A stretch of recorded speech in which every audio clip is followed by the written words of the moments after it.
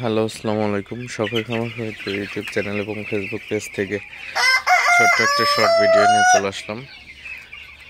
তো আজকে হচ্ছে আমার ব্রয়লার বাচ্চার বয়স 14 দিন। তো 14তম দিন সকালের আপডেট আপনাদের সাথে শেয়ার করব।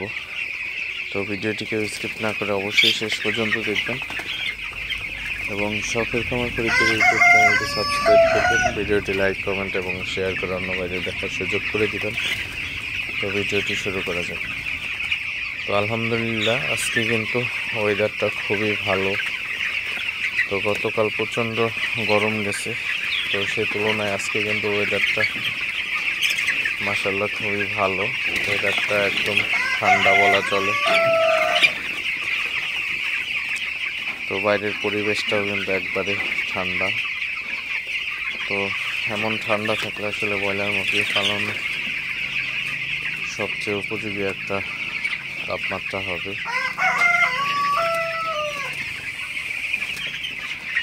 তো বাচ্চাগুলো গতকালকে অবস্থা খুবই খারাপ হয়ে গেছিল। তো সে তুলনায় কিন্তু আজকে বাচ্চাগুলোর ডানা ছাড়ে নাই। গতকাল বাচ্চাগুলো গরমে ডানা ছেড়ে দিছিল এমন একটা অবস্থা। তো সে তুলনায় কিন্তু আজকে বাচ্চাগুলো তেমন কোনো সমস্যা হইতেছে না। তো আর অবশ্যই আপনারা যারা খামারি আছেন, আপনাদের মুরগির ঘরের সাইড পর্দাটা অবশ্যই খুলে দিবেন, যাতে ঘরের মধ্যে বাতাস প্রবেশ করতে পারে এবং অ্যামোনিয়া গ্যাস থাকলে বাইরে বের হয়ে যেতে পারে। তো এই জিনিসগুলো অবশ্যই আপনারা খেয়াল রাখবেন। কারণ প্রচণ্ড গরমের মধ্যে কিন্তু যদি আপনি সঠিকভাবে পরিচর্যাটা না করতে পারেন, সেক্ষেত্রে কিন্তু দুশ্চিন্তার কিন্তু সীমা থাকবে না। অবশ্যই কিন্তু আপনারা যখন প্রচণ্ড গরম পড়ে তখন অবশ্যই সাইড পর্দা খুলে দিবেন এবং পারলে আপনারা ফ্যান ব্যবহার করবেন। তবে ফ্যান একটানা আপনার অনেক সময় চালায় রাখা যাবে না। 20 মিনিট 10 মিনিট করে ফ্যান চালাবেন এবং 10 মিনিট বন্ধ রাখবেন। এইভাবে ফ্যানটা চালাবেন।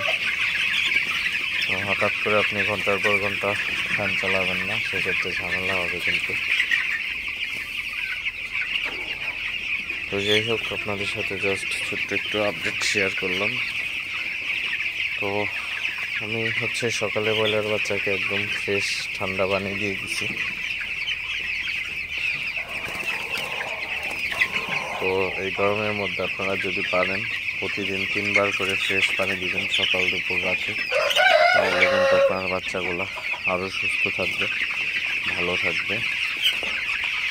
তো যাই হোক, ভিডিওটি আর বেশি বড় করবো না। সবাই ভালো থাকবেন, সুস্থ থাকবেন। শখের খামার ফরিদপুর ইউটিউব চ্যানেলটি অবশ্যই সাবস্ক্রাইব করবেন। ভিডিওটি লাইক, কমেন্ট এবং শেয়ার করে অন্য ভাইদের দেখার সুযোগ করে দিবেন। তো দেখা হবে অন্য কোনো নতুন ভিডিওতে। আসসালামু আলাইকুম।